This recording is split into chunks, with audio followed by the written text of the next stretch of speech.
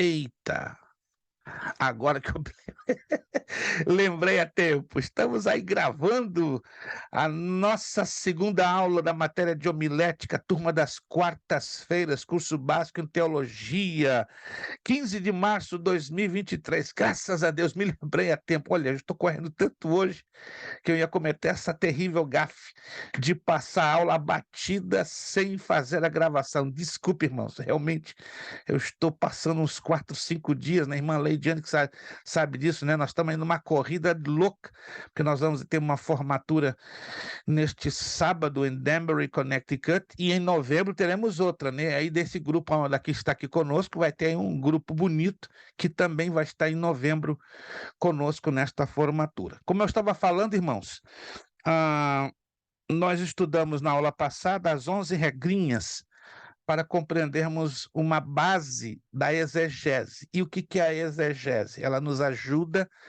a interpretar corretamente o texto ou saber o que o texto quer exatamente nos dizer.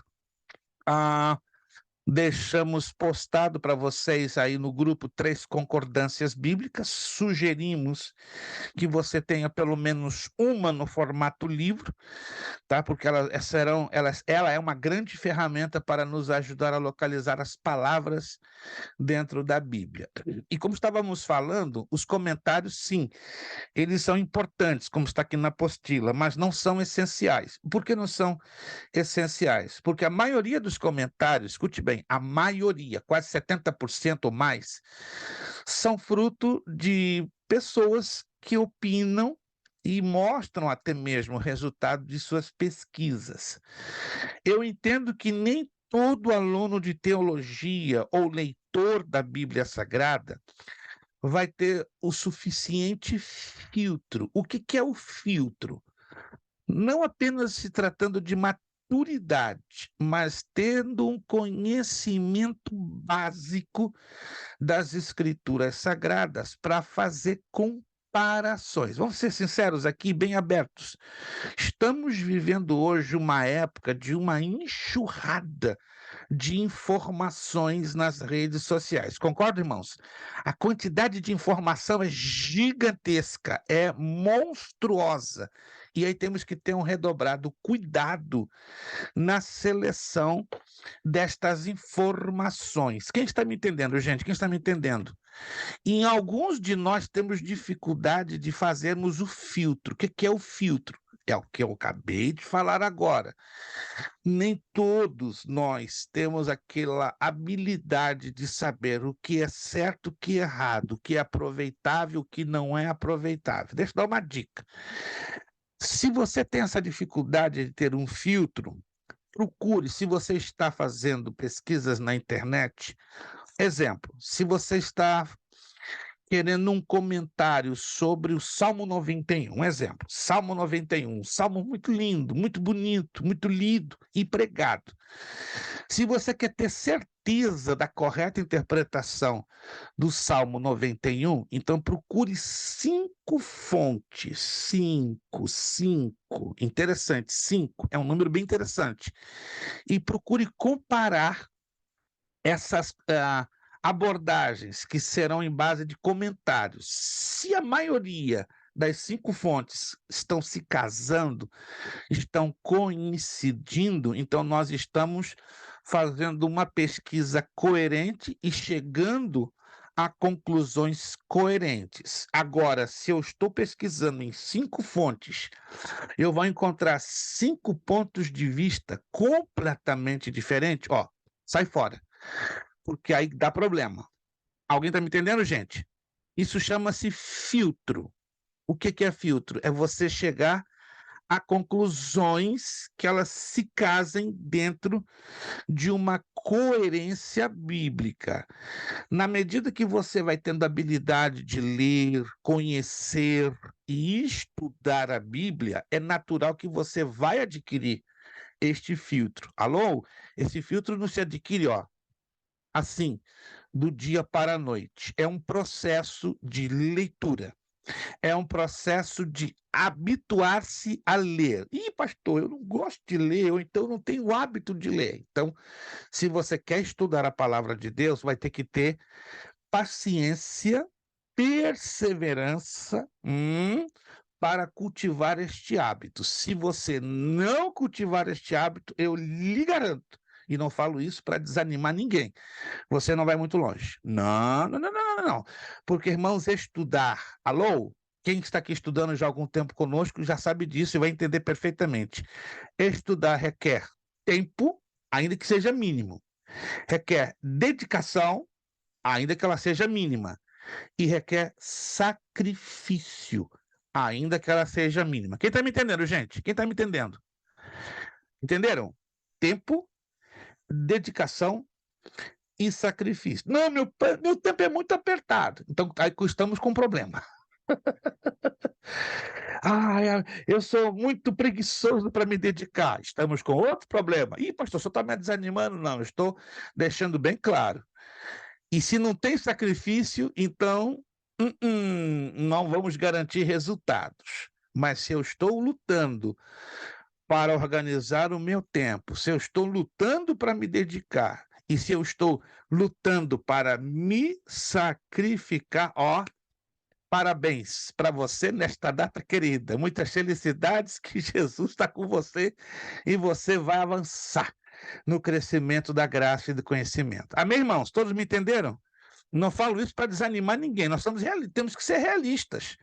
Né? Não sou aquela pessoa que vai enganar vocês. Está tudo maravilha. Não precisa dedicar tempo, não precisa ter dedicação, não precisa ter sacrifício. Você vai deslanchar bonito. Não, seria um mentiroso. Para depois lá na frente você. Não era o que eu pensava. Essa é a razão que, infelizmente, vários alunos entram, no meio do caminho se frustram e saem, porque não estão sendo conscientizados. Eu prefiro conscientizar do que deixar a coisa passar batido. Ok. Número 2, aqui na apostila. Elabore você mesmo o seu primeiro texto. Insisto, o que acabei de falar agora. Os comentários devem servir como consulta posterior. Número 3, não tente usar muitos comentários. É o que eu falei. Como muitos, 5 fontes. 5 consultas, e aí você começa a fazer as comparações. Aqui na apostila, a gente fala de 3 ou 4 sobre um livro são suficientes. Vamos colocar 5, tá? Se quiser usar 3 ou 4, não é ruim. Mas a quinta, ela simplesmente ela vem o quê? Avaliar, ela vem robustecer, ela vem confirmar. Número 4, use bons comentários. Como é que eu sei que o comentário é bom? Vamos usar 2 critérios básicos. O preço do comentário. Se você vê um comentário de $10 e um comentário de 150, é automático. O de 150, para ter esse preço, deve ser uma coisa bruta. Segundo, a popularidade, o nível de vendagem de conhecimento ou de vendas daquele comentário. Eu sei que é um pouquinho difícil para alguns de vocês saberem quais são os melhores comentários, tanto que eu vou fazer postagens nas próximas dias e semanas para vocês terem o hábito, ninguém vai ser obrigado a adquirir comentários. A concordância, sim. Eu coloco uma necessidade, que o aluno tem que ter pelo menos uma concordância. Pelo menos. Já enquanto a questão de comentários, aí você fique bem à vontade. Pode adquirir 1, pode adquirir 2, 10, 20, 60, quantos você queira, tá? Mas dentro da homilética, nós aqui estamos recomendando 3, 4, como muito 5. E usar bons comentários. Eu vou postar os melhores que hoje tem disponíveis em língua portuguesa. Não quero falar para desanimar nenhum de vocês, entendam-me bem. Os comentários em língua portuguesa são bons, mas são poucos. Em inglês e em espanhol é um mundo quase que infinito. Só para você ter uma ideia, em inglês tem mais de 25 mil comentários, só em inglês. Em espanhol eles chegam em torno de 8 a 9 mil bons comentários. Em português não se chega nem a 30 bons comentários. De péssima qualidade, temos aí mais de 150, mas bons comentários em língua portuguesa chegam a 27, 28 como muito. Dê preferência, olha aqui, ó, lá no ponto 4 da página 8, sobre os bons comentários. Como é que eu vou detectar também se o comentário este é bom ou não? Dê preferência àqueles que fazem uma abordagem histórico-gramatical, ou seja, que fala da história e da gramática. Não gaste dinheiro e tempo com comentários devocionais e homiléticos. Embora os comentários homiléticos eles sejam bons, mas para quem já conhece a homilética. Mas quem não conhece a homilética, como acredito a maioria de vocês, é perder tempo e dinheiro. Ler sermões pode ser uma coisa agradável e gratificante. Contudo, lembre-se de que sermões não são comentários. Por favor, procurem ter isso em mente. Sermões não são comentários. Os comentários homiléticos que apresentam planos de sermões já prontos podem ser úteis para o pregador leigo, mas não devem ter lugar na estante do indivíduo com preparo no seminário, que é o caso de cada um de vocês. Um ministro instruído necessita de um ou dois comentários exegéticos de cada um dos livros mais importantes da Bíblia, bem como outros livros de valor que mostram o significado das Sagradas Escrituras. Me permita fazer aqui uma perguntinha rápida, bem rápida, só para você ter uma noção e eu também da coisa. Eu vou perguntar a cada um de vocês, vocês já comecem a pensar. Qual é o livro da Bíblia? Qual é o livro? Pode ser mais de um, de repente dois, não mais de dois. Quais seriam os dois livros da Bíblia que você tem mais dificuldade de entendimento? São 66 livros, concordam? A Bíblia tem 66 livros. Dos 66 livros, eu gostaria que cada um fosse abrindo o áudio e me respondendo. Quais seriam os dois que você tem uma tremenda, enorme dificuldade de entendimento e de interpretação? Vamos começar com o irmão Kleber. Irmão Kleber, abra o seu áudio e me responda. Os dois livros da Bíblia, que até hoje o irmão bate cabeça. É um negócio difícil para entender e interpretar. Quais seriam? O pastor, um é Deuteronômio Deuteronômio e o outro? e o outro é o livro. Ai, Jesus. O pastor só tem um só. Somente Deuteronômio. O resto é fácil. É tudo beleza. Encaixa tudo. Alô, irmão Kleber. Pastor, Tá vendo o problema na sua conexão? eu tenho. Somente o livro de Deuteronômio. O resto está tudo tranquilo. Uhum. Maravilha. Irmã Leidiane, dois livros da Bíblia que a senhora tem quebrado cabeça com força no entendimento e na interpretação. Pastor, dois livros, para mim é o Abacuque, Abacuque, perfeito. que eu acho muito difícil, e o Deuteronômio. Deuteronômio, ó, já tem 2 votos para Deuteronômio, né? Tá ganhando Eu acho muito Deuteronômio. complicado.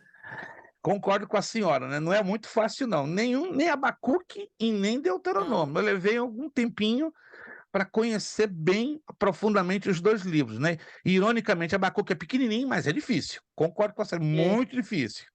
Mateus, dois livros da Bíblia que até hoje você bate cabeça na área do entendimento e da interpretação. Vamos lá, abra aí o seu áudio. Pastor, eu acho que difícil, todo livro vai ter algum texto difícil, né? Com certeza, com Mas certeza. agora, Mas os dois, assim, que livros em específico, dos dois que te fecham, né? Fecham mesmo o negócio. O negócio te coloca numa sinuca de bico. eu acho que um deles é Deuteronômio. Olha, 3 votos para Deuteronômio. Vamos lá. E eu acho que, assim, não ele todo, mas a carta aos Romanos, assim, tem trechos assim, que muitas vezes me A faz quebrar a carta aos cabeça. Romanos é difícil, eu concordo. Romanos Principalmente não é quando... um livro muito fácil de você assimilar automaticamente uma boa compreensão, um bom entendimento. Irmã quando eu... Núbia, dos livros da Bíblia, que a senhora bate cabeça na interpretação e no entendimento. Levíticos Levítico, também difícil, muito cheio de simbolismos. Perfeito. E o outro? e Ezequiel. E Ezequiel também. Interessante, 2 livros carregados de alegorias, de tipologia, e realmente são 2 livros muito difíceis. Irmão Wellington. Eu acho também Levíticos e eu me perco também bastante em Daniel. em Daniel, porque também tem muita simbologia, né? Muita tipologia, né? Todos os livros da Bíblia que tem tipologia, simbologia, causa realmente um determinado bloqueio. Irmã Isabel, 2 livros da Bíblia que a senhora bate cabeça no entendimento e na compreensão. Êxodo e Deuteronômio. Deuteronômio está ganhando de goleada. Êxodo e Deuteronômio. Perfeito, irmã Isabel, obrigado. Irmã Daniele, os 2 livros da Bíblia que a senhora sofre para entender e interpretar. Levítico e Deuteronômio. Mas Deuteronômio está ganhando bonito. Gente, a votação de Deuteronômio, né? Está ganhando disparado. Levítico e Deuteronômio. Pastora Darlete, 2 livros da Bíblia que a senhora sofre muito até hoje para interpretar e entendê-los. Levítico e Daniel. Levítico e Daniel. Levítico e Daniel e Deuteronômio estão correndo aí no páreo. Perfeito. Mas, Fernanda, 2 livros da Bíblia que a senhora sofre muito na compreensão. O Obadias, que faz tempo que eu estou Obadias, Sim. Esse faz tempo que eu estou... E eu fico entre Levítico e Números também. Obadias e a irmã está dividida entre Levítico e Números. Perfeito. Irmão Zandro. O mais agarro é o Obadias. Perfeito. Pequenininho, mas complicado. Concordo com a senhora, bem complicado. Irmão Zandro, os 2 livros da Bíblia que o irmão até hoje tem bastante dificuldade de interpretar. Pastor Luiz, todos os livros da Bíblia, para nós interpretarmos, há um certo grau de dificuldade, né? Mas os 2 que eu sempre tenho que quebra a cabeça um pouquinho mais, sempre que tenho que passar uma escola dominical ou alguma coisa relacionada ao ensino, é Levítico e Números. Levítico e Números, concordo também, porque Tem Números... uma similaridade, né? Exato, porque há um código, por incrível que pareça, né, na compreensão desses 2 livros. Se a gente não conhece o código, é difícil entendermos, né, ou fazermos. E é muito longe da nossa cultura, muito longe da nossa realidade. Né? Tem essa questão, tem esse lado da cultura que quebra muito a nossa linha de pensamento. Fábio, 2 livros da Bíblia que você até hoje batalha muito para interpretar e entendê-lo corretamente. Pastor, por causa da simbologia, é Daniel e um que ninguém falou até agora, que é o Apocalipse. Até agora eu estava espantado, né? Será que todo mundo entende de cabo a rabo Apocalipse? Poxa! Se alguém aqui entende Apocalipse, me ajuda, gente. Eu estou há 53 anos querendo entender um pouco Apocalipse. Eu só consegui até hoje entender 2% do Apocalipse. Perfeito. Irmão João Cavalcante, aí 2 livros da Bíblia que o irmão até hoje quebra bastante a cabeça no que tange o entendimento e a interpretação. Seu áudio está fechado. Não consigo lhe ouvir.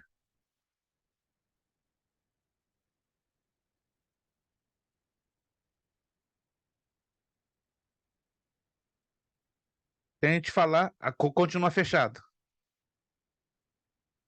O seu áudio está com um problema. O irmão me ouve, mas eu não lhe ouço. Ok, vamos deixar o irmão para o final. Irmã Vânia, dos livros da Bíblia, dos 2 livros da Bíblia, que a senhora tem muita dificuldade de entender e interpretar. Pastor, para mim, é que eu estou começando agora, está sendo todos, mas o mais mesmo é Deuteronômio e Números. Deuteronômio e Números. Lucas! Perfeito, irmã Vânia. Obrigado. Lucas, os 2 livros da Bíblia que a senhora quebra, você quebra a cabeça. Tá mais fácil eu falar para o senhor que eu tenho facilidade, que é João 3,16. O resto trava tudo. Trava tudo. Ei, Lucas! A única coisa que eu tenho facilidade é João 3,16. Agora o resto eu não tenho facilidade. O resto trava. Ei, rapaz! Aí agora me preocupou. Se tudo com o Lucas trava, aí negócio... Jesus da glória! A única coisa que eu tenho certeza comigo aqui que eu não... Será que nós vamos ter que fazer um curso particular de homilética? E Lucas, acho que a gente tem que fazer um curso particular de homilética. Eu tô terminar precisando, esse e pastor. começar um Eu outro, sou mas por fraco. fora. Ei, meu Deus. Irmã Eu sou fraco. Ouvir Angélica. agora, pastor? Como? Dá para ouvir agora? Agora 100%. Agora Jesus entrou na causa e disse: Efatá, abre-te. Tem que resolver. Vamos lá. Os 2 livros da Bíblia que o irmão quebra bastante a cabeça. Pastor, com certeza Apocalipse, porque existem muitas, mas muitas interpretações, desde o mais Certo, tradicional até o mais pentecostal e interpretações históricas. certo, Realmente, para mim, eu entendo só a mensagem central. E certo. a primeira metade do livro de Isaías, antes Primeira das metade profecias em do livro relação que a realmente é Jesus, difícil. É difícil. é o que Realmente é realmente bem complexo. é difícil para entender isso. Irmã Angélica, os 2 livros da Bíblia que a irmã quebra bastante a cabeça para entendê-los e interpretá-los corretamente. Os dois, tudo do novo e tudo. Tá na mesma situação do Lucas, tá com tudo. Meu Deus da Ô, pastor, glória. o Bereshit, né? Gênesis, Isaías, Ezequiel, Apocalipse, Meu Jesus. Vamos ter que trabalhar em cima disso. Irmã Isabelle, consegue me ouvir, irmã Isabelle? Pastor Luiz, foi o que eu falei. Todo livro tem o seu grau de dificuldade, né? Exato, exato. Isso a gente admite, com certeza. Mas tem aqueles que são mais extremos, mais agudos, que incomodam bastante. Irmã Isabelle, me ouve? Oi, pastor, escuto sim. Perfeito, que eu não tenho o seu vídeo, mas vamos lá. Os 2 livros da Bíblia que a irmã emperra na interpretação e no entendimento. Pastor, para mim é Apocalipse com certeza e Sofonias. Sofonias, ó, a primeira vez que alguém menciona. Sofonias é um livro pequenininho, mas problemático para se interpretar. Isadora, Sim, pastor. qual os 2 livros da Bíblia que mais te complicam na interpretação ou no entendimento? Eu tenho um pouco de dificuldade com Apocalipse também e com Levítico. Levítico.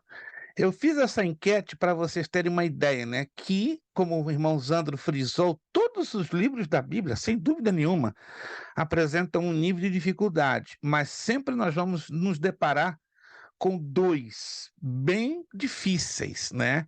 E aqui pela enquete, Deuteronômio e Apocalipse ganharam, né? Como também Levítico, Daniel, ou seja, todo livro de cunho profético, cheio de símbolos, alegorias, figuras de linguagem, são difíceis, porque nós temos que aprender a conhecer os códigos. Cada livro da Bíblia tem um código. Existe um código geral, chamado hermenêutica e exegese, né? Alguns ainda já estudaram essa matéria, outros ainda vão estudar, mas a hermenêutica e exegese é o chamado código geral, que nos ajuda a enxergar a verdadeira interpretação das Escrituras. Por isso que nós estamos batendo mais em cima da exegese, porque ela é uma ponte, uma plataforma de lançamento para a compreensão da homilética. Vamos lá. Número 5, evite 2 extremos. Aceitar acriticamente as conclusões dos comentários ou chegar às suas conclusões sem examinar nenhum comentário. Lembremos-nos sempre que cabe a nós submeter o nosso juízo e entendimento à verdade de Deus, conforme testemunhada pelo Espírito. Olha que interessante, sem o Espírito, todo o nosso trabalho exegético, ou seja, de buscar a correta interpretação, será em vão. A genuína exegese tem como pré-requisito fundamental a oração e o espírito de dependência de Deus. Perfeito. Então, nós demos da aula passada de hoje uma introdução para entendermos o que é homilética, né? No caso, analisando a exegese. Então, nós vamos agora entrar na página de número 9, né? São 9 horas e 1 minuto. Então, nós vamos terminar essa aula 9h40, pontualmente. 9h40 para dar o espaço para os irmãos fazerem a sua segunda chamada. Não vamos passar de 9h40. Olha só. Homilética. Agora estamos entrando no conhecimento do que é essa matéria que estamos estudando. Em termos de aprendizado, o púlpito é o ponto principal de contato entre a instituição de ensino e a igreja. No entanto, precisamos estar atentos para não confundir a sala de aula com o púlpito. A exegese visa nos habilitar dentro dos recursos metodológicos, ou seja, recursos que têm formas que vão nos ajudar a entender e a interpretar melhor o texto, a compreender o texto a fim de podermos transmiti-lo de forma fidedigna, ou seja, não na forma daquilo que eu acho. Hoje eu estava conversando com um pastor por telefone da Filadélfia. Pastor, o que o senhor acha da escatologia assim, assim, assado? Falei, irmão, vamos mudar nossa conversa. Eu não posso dizer o que eu acho. Eu quero colocar o que a Bíblia diz. Mas, pastor, eu leio tanto sobre escatologia. Quanto tempo o irmão está lendo?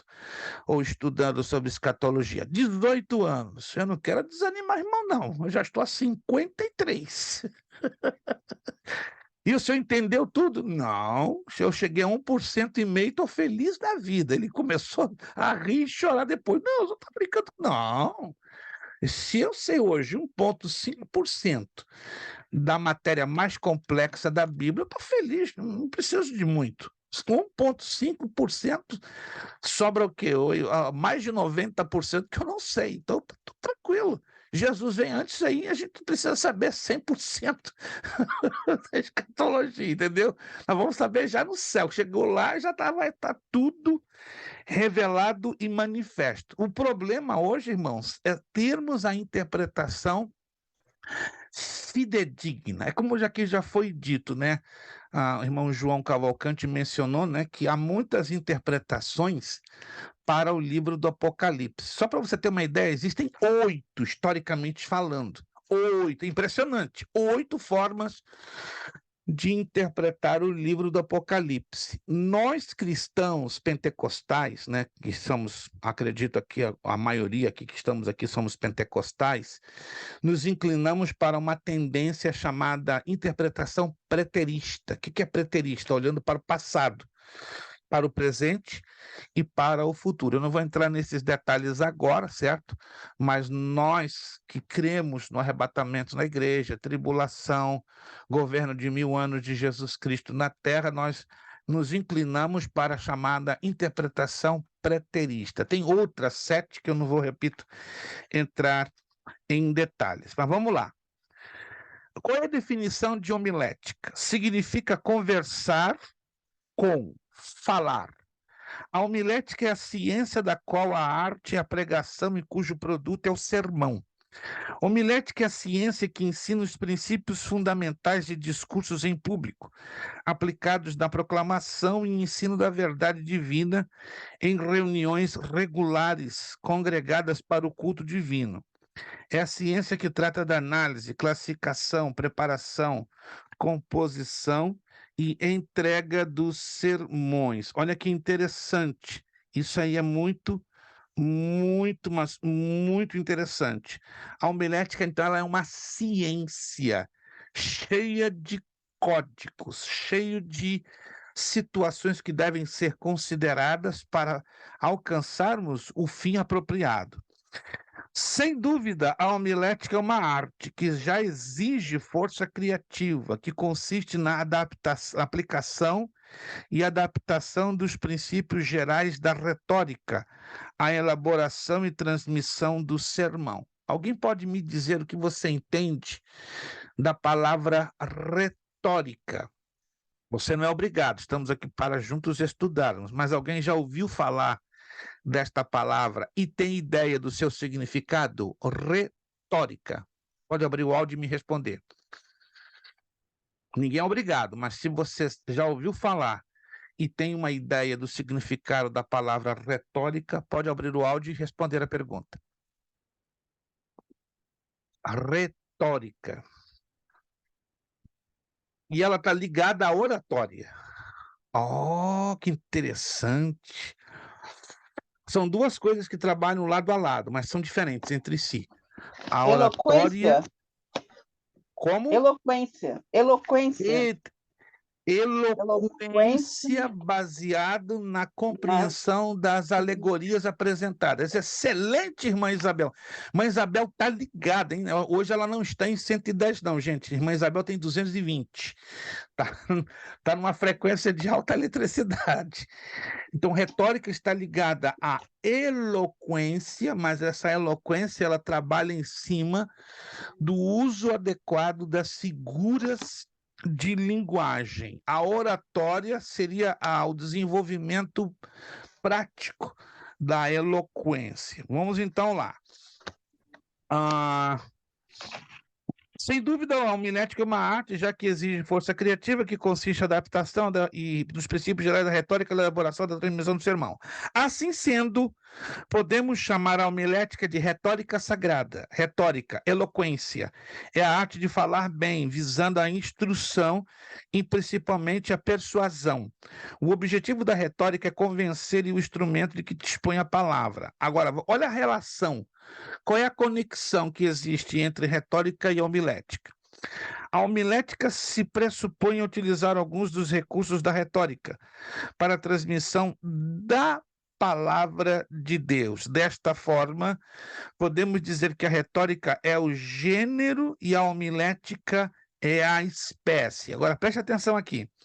Se a retórica visa convencer o homem quanto a qualquer tema, a homilética, diferentemente, produz oferecer recursos que possamos convencer, humanamente falando, o homem quanto à necessidade de arrependimento e fé em Jesus Cristo. Então, a retórica ela vai trazer o quê? O poder de persuasão. Mas a homilética ela vai falar a minha razão. Na maioria das vezes, a retórica fala a nossa emoção. Olha que interessante. A retórica, ela fala a nossa emoção. Obviamente, nós nos sentimos confortáveis ao ouvir um pregador com eloquência. Quem já teve essa sensação de bem-estar? Ouvir um pregador eloquente. Quem já teve essa sensação de bem-estar? Excelente. A mensagem, flui de uma forma maravilhosa. Mas lembre-se que a eloquência não é tudo. Que adianta ter uma linda eloquência se eu tenho uma mensagem vazia, uma mensagem oca, uma mensagem que não leva a nada? É como alguém diz, né? Fazer chover no molhado ou encher salsicha ou linguiça. Já a homilética, ela vai revelar o plano bíblico que devemos discorrer. É como se estivéssemos abrindo um mapa, compreendem? E mostrando os passos a serem seguidos. Não é a engenhosidade de nossos métodos, nem as técnicas de nosso ministério, nem a perspicácia de nossos sermões que trazem poder ao nosso testemunho. É a obediência a um Deus santo e a fidelidade ao seu justo padrão em nosso viver diário. A preparação da pregação deve ser o dever primordial do pastor. Em outras palavras, um pastor que não se prepara para pregar a palavra de Deus à luz da Bíblia, ele é considerado um irresponsável. Como assim?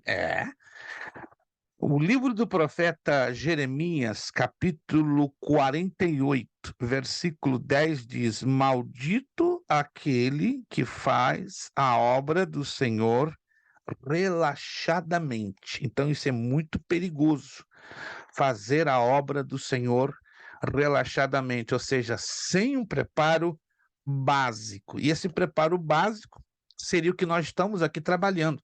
O curso básico em teologia deveria ser esse preparo básico. E é tão triste dizer que alguns pastores nem têm esse preparo básico, ou seja, um curso básico em teologia. Se pode fazer um médio, um bacharel, um mestrado, amém, não é errado, mas o essencial, que é um básico, alguns não querem fazer e acham até que é uma heresia, uma bobagem, é uma perda de tempo, e uma das razões que as falsas religiões estão ganhando espaço é porque elas, vamos ser sinceros, se preparam mais do que nós. Gente, são 9h12. Temos meia hora e vamos trabalhar com meia hora para o nosso trabalhinho, tá? E eu estou disposto aqui, como eu já falei, dar uma pontuação que vai de 30 até 75 pontos.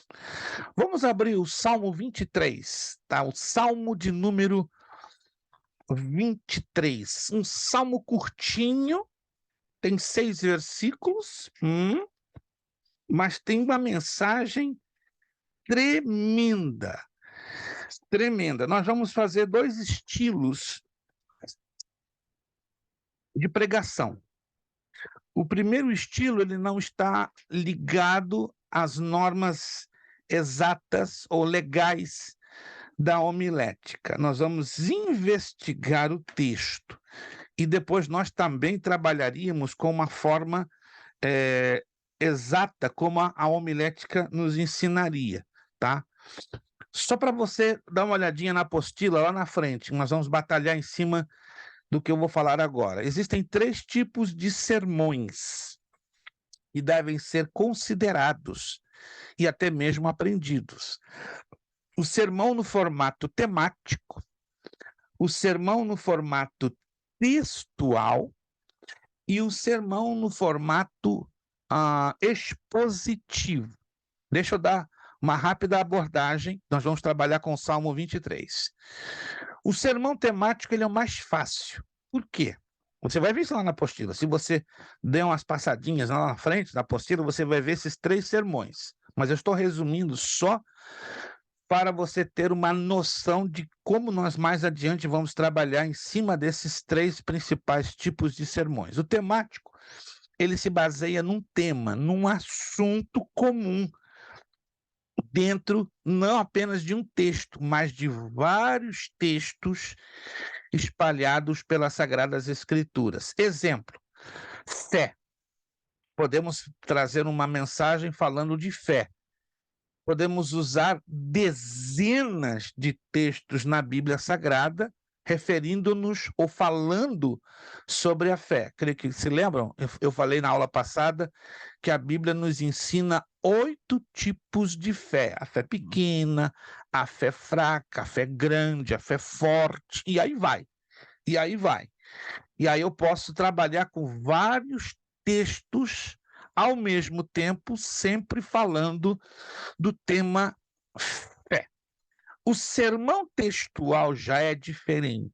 Eu sou obrigado a estar preso a um texto. E geralmente o sermão textual eu sou obrigado a usar de 3 a 4 versículos, não mais do que isto. O sermão expositivo, mais de 5 versículos. Então, o temático, eu estou preso a um assunto. E eu posso viajar em toda a Bíblia, mencionar quantos versículos forem necessários para dar apoio, compreende? Aquele tema ou aquele assunto. Já o textual, não. O textual, eu sou obrigado a explorar o texto que eu estou estudando ou pregando. E não pode exceder a 4 versículos. Se eu entro no 5º para frente, já se torna um sermão expositivo. O que é expositivo? Eu explico parte por parte acima daquele número de 5 versículos. Aí você vai me perguntar, dos 3 tipos de sermões, qual é o mais fácil? O temático. A maioria ama usar o temático porque é fácil, no sentido de você conhecer o assunto e ter em mente os versículos bíblicos. Daí a necessidade da concordância. A concordância bíblica vai ajudar você a viajar em toda a Bíblia em cima daquele tema. Já qual é o mais difícil? É o expositivo. Porque o expositivo você tem que pesquisar muito. O textual também, só que ele é reduzido, 3 a 4 versículos. Agora o expositivo, 5, 6, 7, 8, até capítulos inteiros, fica bem mais difícil. O Salmo 23, ele é um dos poucos textos da Bíblia, entendam aí, que ele encaixa tanto temático como o expositivo. textual não seria apropriado, porque já são 6 versículos. Então, nós poderíamos usar o Salmo 23 encaixando-o como um sermão temático ou um sermão expositivo. Isso a gente vai lá na frente dar um modelo do Salmo 23 como um sermão temático e como um sermão expositivo. Hoje a gente só vai dar um pontapé inicial, tá? Que eu quero ouvir da parte de vocês como é que vocês estão interpretando o Salmo 23. O Senhor é meu pastor, nada me faltará, ele me faz repousar em pastos verdejantes. Leva-me para junto das águas de descanso, refrigera minha alma, guia-me pelas veredas da justiça por amor do seu nome. Ainda que eu ande pelo vale da sombra da morte, não temerei mal algum, porque tu estás comigo. O teu bordão e o teu cajado me consolam. Preparas-me uma mesa na presença dos meus adversários. Unges-me a cabeça com óleo. O meu cálice transborda. Bondade e misericórdia certamente me seguirão todos os dias da minha vida e habitarei na casa do Senhor para todo o sempre. Esse é o texto. Então, eu quero ouvir uma média de 3 minutos para cada um de vocês. O que vocês entenderam do Salmo 23? Vocês não vão se quiserem até pregar, podem pregar em 3 minutos. Mas, acima de tudo, nesta pregação, caso você queira pregar em 3 minutos, você tem que me dizer o que você entendeu do Salmo 23. Isso é chamado sermão livre ou sermão aleatório, tá? Então, não estamos encaixando ainda no formato nem temático e nem expositivo, né? Nós trabalhamos agora com o chamado sermão livre ou sermão aleatório, porque ele não está preso às regras da homilética. É só para você ter a ideia daquilo que você entendeu na leitura do texto. Mateus, é possível me falar 3 minutos do que tu entendeste do Salmo 23, 3 minutos. Eu vou te dizer, quando faltar 30 segundos para acabar, eu faço tchauzinho para você. Vamos lá, pastor, Que você tem vamos 30 ver. segundos para fechar. O Salmo 23, né? Acredito que, ao contrário do que muitos usam o Salmo 23, né? Porque a gente vê muito ser usado para a teologia da prosperidade, né? De dizer que se você está em Cristo e tal, tudo vai dar certo. Desculpe, o teu áudio está um pouco baixo. Teria como melhorar um pouco? O teu áudio está um pouquinho baixo, ou não sei se tu está distante do teu microfone. Por gentileza, desculpe. Alô? Melhorou? Sim, melhorou um pouquinho, mas ainda está um pouco longe. É que o meu microfone tá bem ruim. Ok, tente então aumentar o volume da sua voz e aí creio que vai ficar perfeito. Tá bom.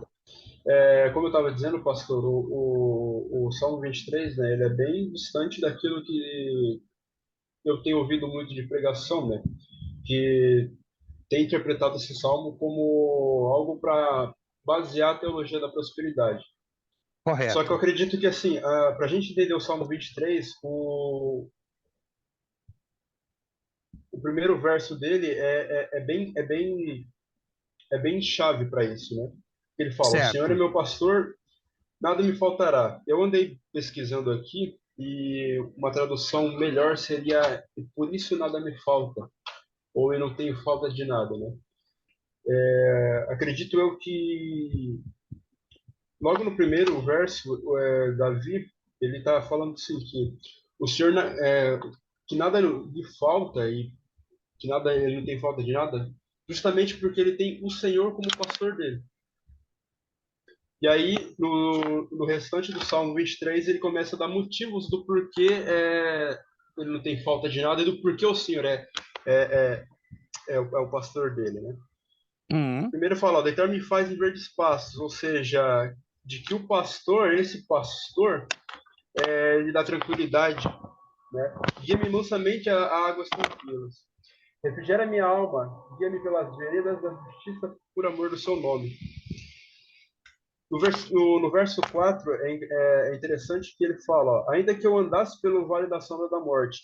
Isso mostra o porquê que ele não tem falta de nada e a confiança que ele tem nesse pastor. Porque ele fala assim, ó: ainda que eu andasse pelo vale da sombra da morte, ou seja, ainda que eu passe por angústia, por aflição e até mesmo pela morte, eu não vou temer mal algum.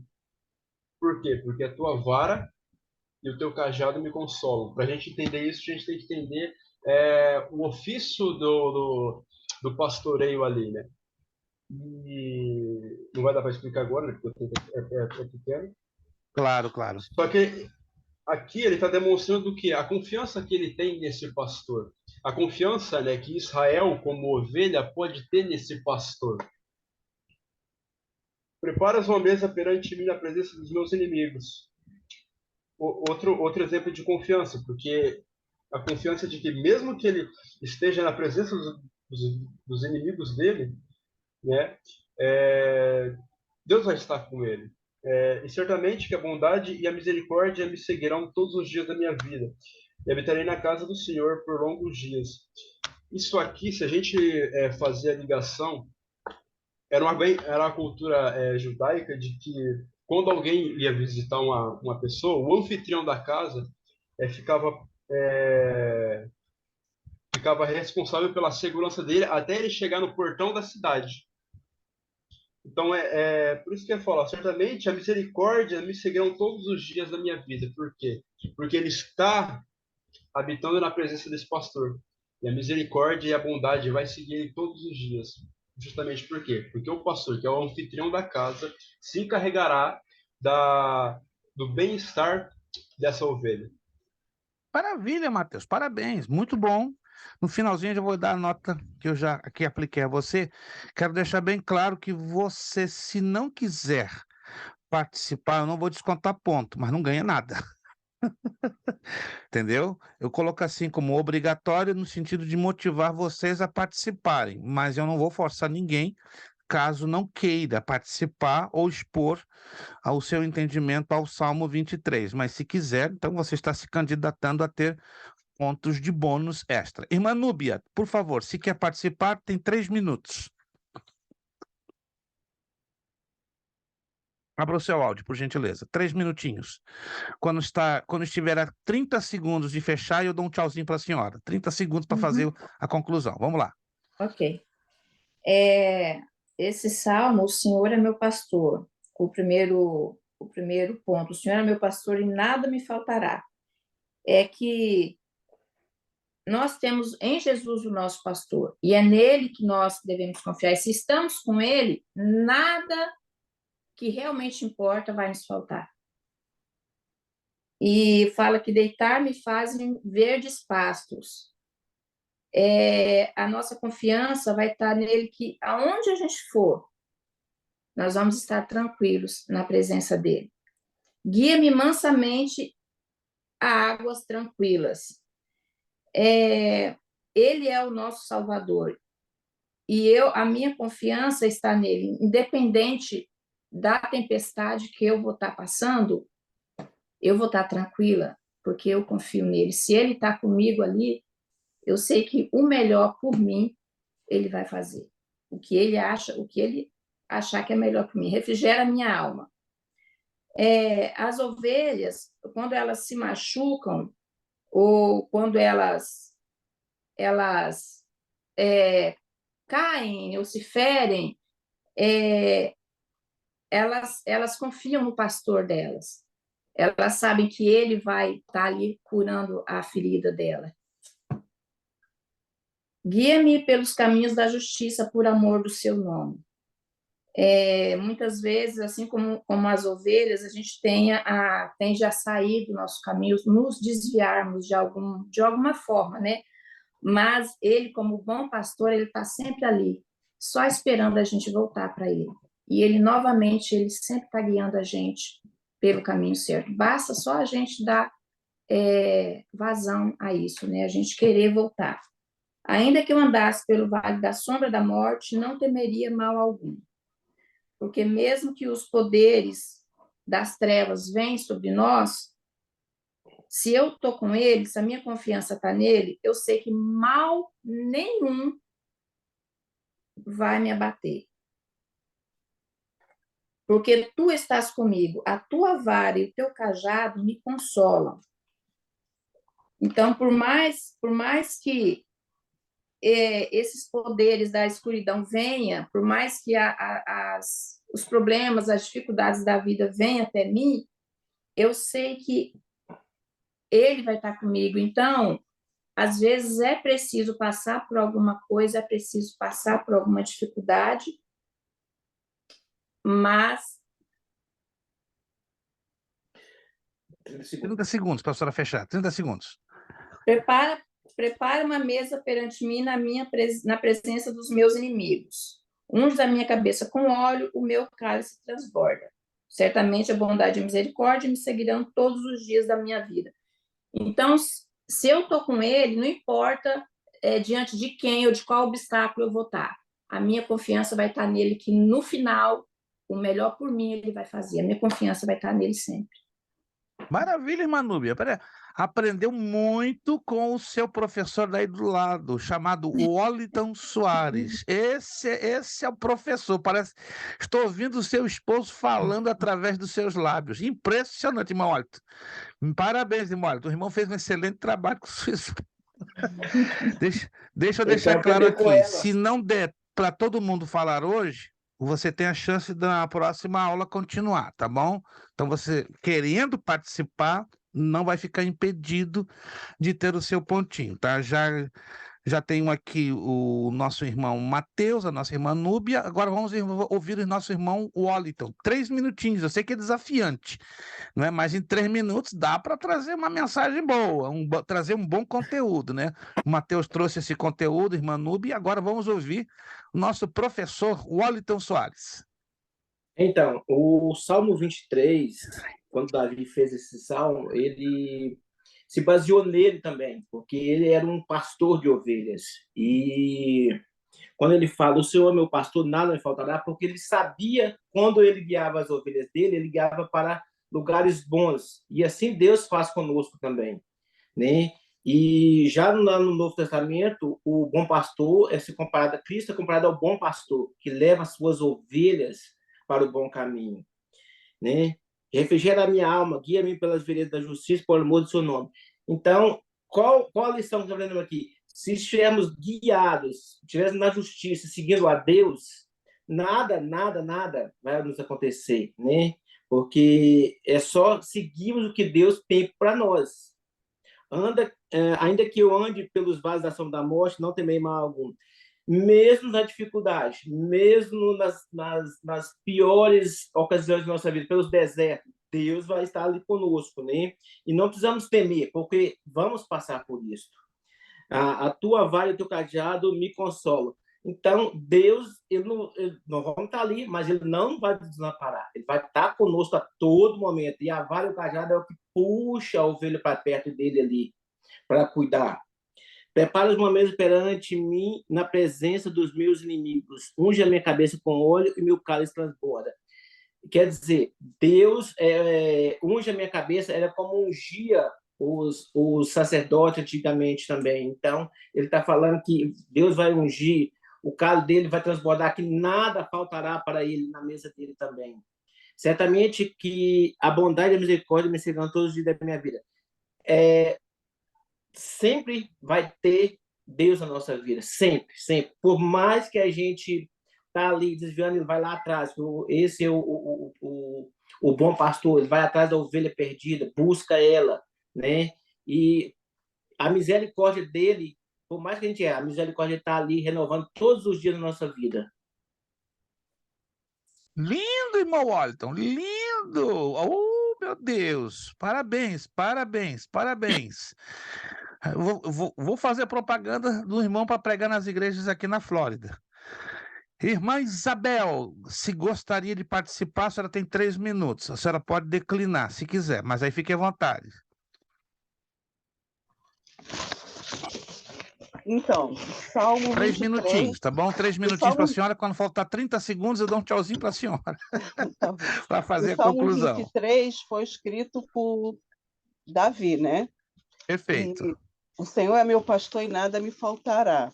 Esse meu pastor quer dizer uma relação pessoal que Davi tinha com Deus, né? É como nós temos também. Ele me faz repousar em pastos verdejantes. Isso quer dizer que pastos verdejantes quer dizer um descanso. Deus vai cuidar das nossas preocupações, da nossa alma. Verso 3, refrigera a alma, guia-me pelas veredas da justiça. Então, esse refrigério quer dizer que o Senhor está renovando a nossa alma, nosso pensamento, a nossa vontade, e está mostrando a direção certa. No versículo 4, ainda que eu ande pelo vale da sombra da morte, não temerei mal algum, ele está querendo nos dizer que ele não abandona os seus filhos, ele guia, ele nos protege na tribulação, nos dando escape. No verso 5, preparas uma mesa na presença dos meus adversários, unge a minha cabeça com óleo e meu cálice transborda. Ele está dizendo para nós que no cálice transborda. Ele está dizendo para nós que ele está sempre conosco. Ele sempre vai nos honrar, mesmo que tenhamos nossos adversários querendo o contrário. E no verso 6, bondade e misericórdia certamente me seguirão todos os dias da minha vida. Isso quer dizer que habitarei na casa do Senhor por longos anos, traduzindo no nosso dia de hoje, que a nossa eternidade é os céus. E acabou. Parabéns, irmã Isabel. Gente, mas vocês estão mais afiados que facão novinho. Meu pai, Eu tinha mais, lindo. Pastor, eu tinha mais, mas eu sei que o tempo não, né, não permite Não, muito. mas a senhora foi fantástica. Em 3 minutos, a senhora falou tudo. Tá aí, né? É o mesmo espírito, tá no irmão Óleo, tá na senhora, tá no Mateus. Vocês hoje, olha, para a glória do Senhor, vocês estão dando a aula, vocês estão fazendo a aula diferente. Que coisa linda. Irmã Daniele, temos ainda 6 minutos, então teremos então mais 2 alunos, né? Irmã Daniele, e se a pastora Darlete quiser participar, então vamos fechar com a pastora Darlete. Irmã Daniele, se quiser participar, 3 minutos. Se não quiser, passamos para outra. Amém. O Senhor é meu pastor, nada me faltará. Aqui nós vemos que Davi, mesmo ele sendo pastor, ao olhar para a dependência de uma ovelha, ele tinha experiência, né, como pastor. E ele se identificou como uma daquelas ovelhas, e aqui ele mostra confiança na fidelidade, provisão de Deus, porque ele é o supridor, ele é o cuidador, ele é o verbo. E quando nós achamos que não tem ninguém ali para nos ajudar, o Senhor ele sempre está pronto para nos ajudar. Ele é o pastor que cuida da ovelha, que sempre está ali para alcançar aquela ovelha, né? Deitar-me faz em verde espaço, guia-me mansamente às águas tranquilas. Ele nos faz descansar sobre o alimento e a provisão. Como exemplo, temos João 6, versículo 3, né? Da multiplicação de pães e peixes, que ali nós vemos que aquela multidão ouvindo Jesus 3 dias ali, Jesus pega e fala para eles se assentar, ele se assenta ali na relva, né? Eles sentam naquele pasto verdejante, e assim é o cuidado do bom pastor com as suas ovelhas, né? E a ovelha, após estar bem alimentada, dessedenta, elas também precisam ter a alma restaurada, pois a alma tem necessidade. E só alcançamos esses lugares quando andamos pelas sendas da justiça. Refrigera minha alma, guia-me pelas veredas da justiça, por amor ao seu nome. Tem horas que sentimos dores, não dor física, mas sim a dor na alma, porque chegamos a essas paragens, passamos por vários obstáculos, assim como as ovelhas, né? E isso, querendo ou não, fere. E o único que tem refrigério e o bálsamo, a cura, é o nosso Supremo Pastor. Aqui também vejo que o nome do pastor é a sua honra, e por isso ele cumpre a sua palavra. O seu nome, provedor, Jeová Jiré, é por amor ao seu nome. E aí o verso 4, ainda que eu andasse pelo vale da sombra e da morte, não temeria mal algum, porque tu estás comigo, a tua vara e teu cajado me consola.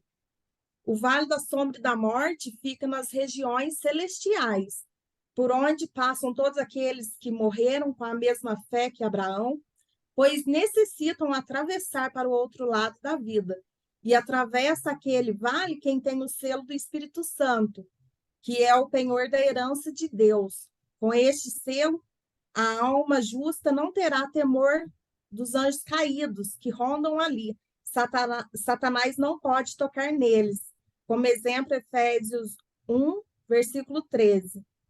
E esta vara que fala aqui é aquela vara que não ataca a ovelha, e sim os seus inimigos. Tem 30 segundos para concluir, irmã. Adiante, 30 Sim. segundos.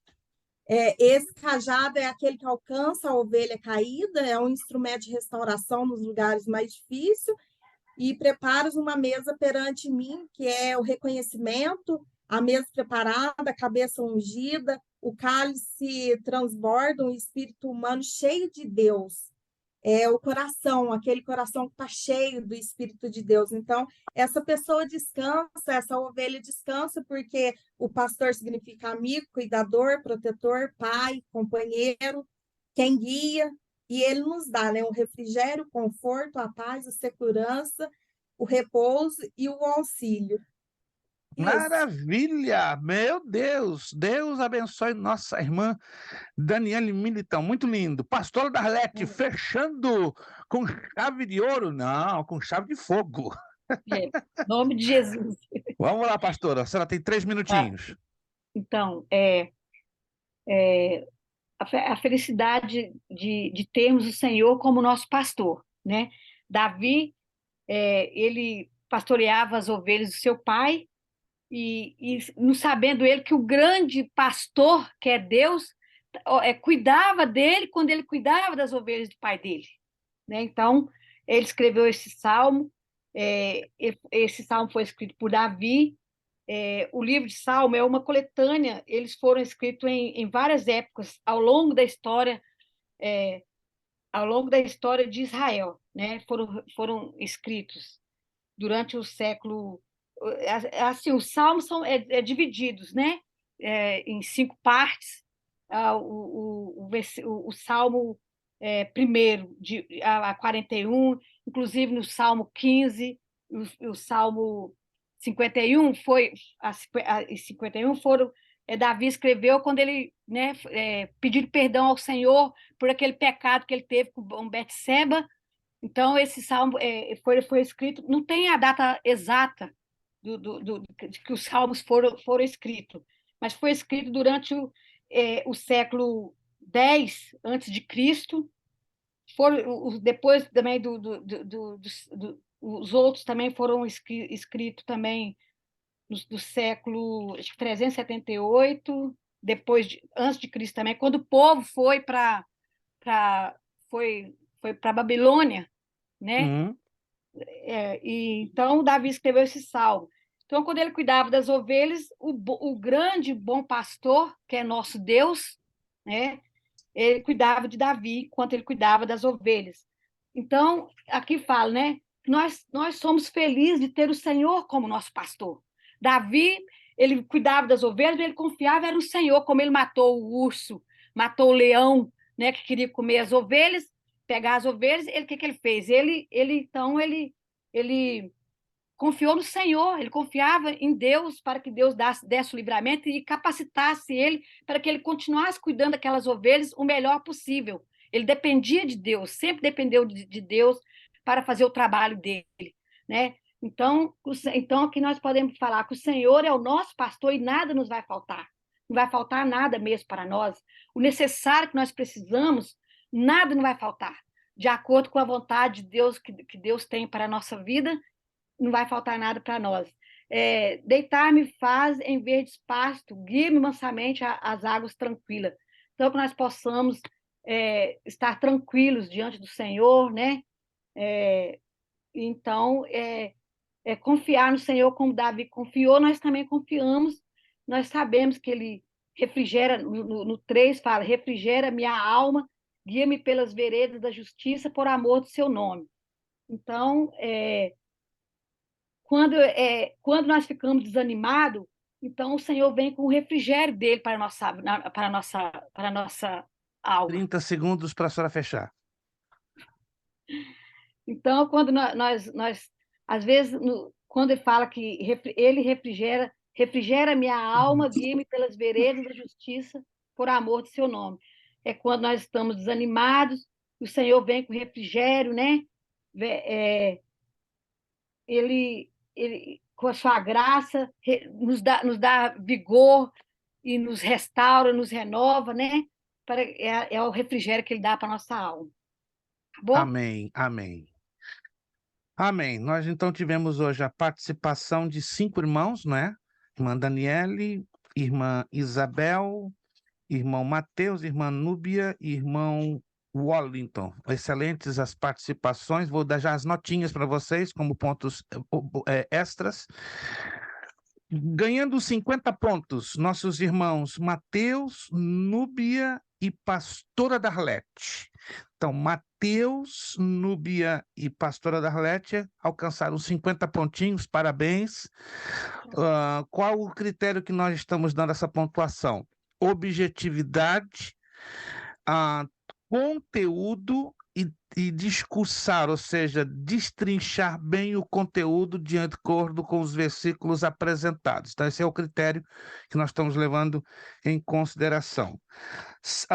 60 pontos, irmão Wallington. Irmão Wallington, então, levou 60 pontinhos, certo? E nossa irmã Isabel e Daniele levaram 75 pontos. Parabéns às nossas irmãs Daniele e as irmãs aí, elas estão juntinhas, né? Irmã Daniele e irmã Isabel, parabéns. 75 pontos, repito, eu levo em consideração a conteúdo, vocês apresentaram um excelente conteúdo, discorreram bem em cada versículo, em cada tópico e fizeram um excelente fechamento. Mas todos foram bens, né?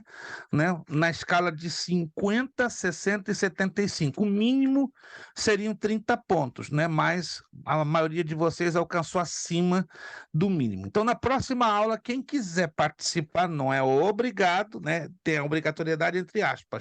Se prepare, então, para trazer, né, o seu comentário sobre o Salmo 23 em 3 minutos, tá? Procure não sair dos 3 minutos, e aí, de acordo com o que você me apresentar, você pode ganhar 30, 40, 50, 60, até no máximo 75 pontinhos. Amém? Parabéns, vocês realmente trouxeram uma linda meditação da palavra de Deus, provando que vocês estão estudando e compreendendo e investigando a compreensão do texto. Nós vamos terminar então a nossa aula de hoje. Como já falei a vocês, nossas aulas agora vão ser divididas em 2 partes diferentes, a parte teórica, né, e a parte prática, porque homilética ela exige, né, que venhamos a praticar. Somente repetindo antes de fechar a aula, temos hoje 7 irmãos que, se estiverem na disponibilidade, farão então a segunda chamada da prova de Cristologia. Irmã Fernanda Souza, irmão Zandro Souza, né? Irmã Isabelle, Lucas, Mateus, irmã Vânia e irmã Daniele. Total de 7 alunos, então, né? Se estão na disponibilidade, no que terminarmos a oração e nos despedindo, então só vocês 7 ficam na telinha, né? Ficam na conexão e os demais, então, podem se retirar. Vamos agradecer a Deus? Deixa eu perguntar a vocês, Deus nos falou alguma coisa hoje através da ministração da sua palavra? Aleluia! A mim me falou muito, usou muito a vida de vocês, tá? E essa é a minha oração, que Deus use a vida de vocês de uma forma muito linda. Não se preocupe se você não é pregador ou pregadora, se você não fala muito bem, o importante é que você aqui demonstrou que compreensão do texto bíblico, compreensão daquilo que você está lendo, que é algo importante para estarmos, não é, falando e divulgando a palavra de Deus. Vamos agradecer ao Senhor, então. Muito obrigado ao casal Soares. Deus abençoe, irmão Walter, irmã Núbia, irmã Isabel. Continue nessa garra, nessa força. Deus continue lhe usando muito. Irmã Daniele, parabéns. Muito obrigado. Deus continue lhe usando muito. Pastora Darlete, que a boa mão de Deus também seja com a senhora. Unção fresca não falte na sua vida. Amém. Também muito obrigado, irmã Fernanda, irmão Zandro, Fábio irmão João Cavalcante, Kleber, irmã Angélica, Mateus, irmã Vânia, irmã Isabelle, está na telinha hoje um pouquinho pequena, né? Mas é assim mesmo. Irmã Leidina agora cresceu, né? Acho que a senhora mexeu aí, a senhora cresceu, de repente, a tela aumentou, meu Deus, não. Então, o seu iPad é temperamental, né? Deu na cabeça, aumentou. Lucas, obrigado pela tua participação, né? Irmã Isadora também, ainda que hoje não está no visível, né? Deve estar com problemas no seu vídeo. Muito obrigado a todos vocês. Próxima semana, 22 de março, estaremos aqui de volta com a nossa terceira aula de homilética. Lembre-se que esta matéria terá 6 aulas. 6 aulas, tá? Esta matéria terá a finalização no dia 12 de abril, né? E é um trabalhozinho que você vai fazer que está no finalzinho da apostila, tá? E a gente vai, então, trabalhar com a questão dos exercícios dos sermões temático, textual e expositivo. Já na próxima aula, a gente já vai começar a exercitar aqui na forma escrita, né? A questão desses 3 tipos de sermões. Vamos, então, orar ao Senhor nosso Deus, nos despedirmos e já imediatamente passarmos a segunda chamada da prova, quem tem que fazer, certo? E aos demais, depois que nós terminarmos, estão liberados. Vamos, então, falar com Deus, agradecendo a Ele. Vamos pedir a Lucas. Lucas, nos agradeça a Deus com uma palavra de oração, nos despedindo, e imediatamente que o Lucas terminar, vamos passar o nosso lema, e aí depois passaremos, então, a nossa provinha. Lucas, nos agradecendo com uma palavra de oração. Pai, queremos te agradecer e te louvar por essa aula. Louvamos o Senhor por que você tem falado conosco. Somos gratos a Ti pela oportunidade de aprendermos, meu Pai. Pedimos ao Senhor, meu Pai, que o Senhor venha, meu Pai, usar tudo aquilo, meu Pai, que estamos adquirindo, porque a Tua palavra diz que é o Senhor que nos faz lembrar. Meu Pai, pedimos ao Senhor, meu Pai, que sejamos instrumento em Tuas mãos, meu Pai, nessa última hora. Clamamos ao Senhor, meu Pai, que o Senhor possa usar, meu Pai, tudo aquilo que estamos adquirindo como arma em Tuas mãos. Graças para glorificar o Teu nome, meu Pai. Agradecemos a Ti, crendo na vitória, no nome do Teu Filho Jesus. Amém. Amém. Nosso lema, seriedade. Seriedade. Compromisso. Disciplina. Seriedade. Compromisso. Disciplina. Seriedade. Compromisso. Disciplina. É necessário que ele cresça. E que eu diminua. É necessário que ele cresça. É necessário que ele cresça. E que eu diminua. É necessário que ele cresça. É necessário que ele cresça. E que eu diminua. E a Deus damos o quê? A honra, a glória e o poder. Deus nos abençoe. Orem por nós. Sábado agora estaremos numa formatura ali na cidade de Danbury com 16 alunos, 5 do médio e 11 do básico. Orem por nós. Será uma festa linda para a glória do Senhor. Mas novembro, alguns de vocês que estão aqui vão estar também conosco. Então se prepare que a festa não para. Vai ter em novembro uma festa bonita em Massachusetts. Já temos o local, tudo direitinho, mas depois vamos conversar em off já para começar a organização da próxima formatura. Deus os abençoe. Olhem, estão despedidos, só os 7 que fiquem, né? Os 7 tais. Muito obrigado, Deus os abençoe.